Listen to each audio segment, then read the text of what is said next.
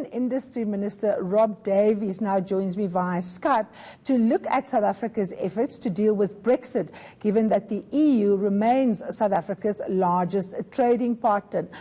Minister, good morning. Thank you so much for joining me from OR Tambo Airport. I know you're on your way to an important briefing at Lethuli House, but you wrote a really interesting piece in the Business Day this week where you say significant progress has been made on the rollover of SADC's economic partnership agreements into a functional standalone SACU Mozambique UK agreement. And this is, of course, all predicated that the UK will be leaving Brexit. Just take us through the implications for us, considering that the EU remains our largest trading bloc, and of course this has economic and trade implications for South Africans. Well, good morning, Karima. Good morning also to the viewers.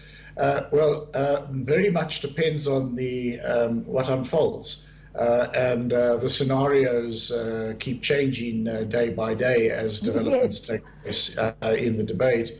But as it looks now, there are a few possible scenarios. The first one would be that on Friday, on the 12th of April, the UK exits the European Union without any agreement. That would be called a hard Brexit.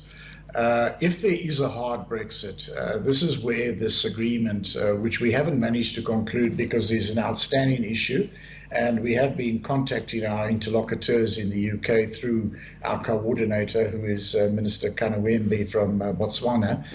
She's been contacting them to try to conclude. We have an issue of, it's called cumulation, the recognition of inputs coming from the EU, 27, as well as the UK and ourselves. We haven't managed to resolve that, and there are quite a few issues at stake there. But if they were to crash out, and we didn't reach that, we didn't conclude that agreement, then the UK has published a tariff schedule, and this will apply for 12 months after crashing out, and all except 469 tariff lines would be duty-free. So actually our wines and our fruits would not be affected by tariffs, but our automotive products would be, and that is a concern. However, if the UK were to reach an agreement, a withdrawal agreement with the EU, it's sometimes called Theresa May's deal, then there is a period until the end of 2020, during which time all external trade agreements that the EU has will continue to apply to the UK, and that would mean the status quo would continue while the UK negotiates an arrangement with the EU. If, as is the discussion going on now, this ends up, this is the Labour Party position, and Theresa May is now trying to find common ground with the Labour Party. The Labour Party's position is to continue to be in a customs union with the European Union. And if that were to unfold as the permanent arrangement between the UK out of the EU and the rest of the EU, then that would mean no change. Customs union would apply to us in the same way as the EPA does right now. So those scenarios could unfold. One of the scenarios that you spoke about, of course, is the issue around possible fallout for our automotive industry in one of the scenarios, whilst tariffs won't change on our wines and so on. Now, you've been able to be very successful in protecting the automotive industry in multi-year agreements where we've seen with BMW and a whole range of other players. What actual impact and what jobs impact could it have on the automotive sector if this scenario that you spoke about actually does come true? Well, there would be massive changes if there were to be a crash out. There would be massive changes in location of automotive production in the European Union. And I think plants in the UK it would be difficult for the parent companies to retain those unless there's some agreement about recognition of accumulation and some tariff duty between the UK and the EU. If there's nothing like that, then I think that we're going to see some big shifts and big uncertainties in the European auto industry generally. By the way, this is not a good year for the auto industry. So the auto industry is facing challenges and decreased demand worldwide, and it's a bit of a problem. But if we don't manage to reach an agreement with the UK and the UK does crash out, then there will be tariffs imposed on automotive products coming from us, and we will impose tariffs on automotive products coming from the UK. The discount that is applicable to the EU will continue, and we will continue to have duty-free access into the EU.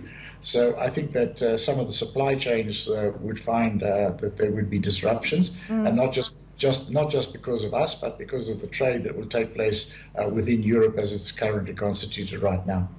Now, Minister, the fact that the EU remains our largest trading partner is, of course, the main reason why we were discussing this, because it has huge implications for both FDI, foreign direct investment, as well as our exports. Just give us, in quantifiable terms, what our trade amounts to in a ballpark figure, which sectors it involves, so that South Africans and our viewers can get an understanding why Brexit and whatever happens with Brexit is an important thing for us to take note of, and of course for you to be proactive about. Well, first of all, we have the Economic Partnership Agreement with the European Union. That will continue to continue with the members of the European Union, whatever happens with Brexit. So, in fact, our largest trading partner in the European Union is not Britain, it's Germany. Britain's the second largest in the EU, and is the 8th largest trading partner in total. About 26% of our exports to the EU as a whole are automotive products and components, so it's quite a significant trade, but most of it goes to the EU 27. I think that what we want to do is to ensure that, the status quo continues with the EU 27, there's no question about that, the EPA remains in force, but we want to minimize the disruption in our trade with the United Kingdom, which is a significant trading partner, our 8th largest and 2nd largest in the European Union, as it's currently constituted. All right, that's where we will leave it. Thank you very much to Trade and Industry Minister Rob Davies, speaking to us there from OR Tambo on the implications of Brexit for South Africa. Well, you've had your fix for the week. Take care. We'll see you again next Sunday.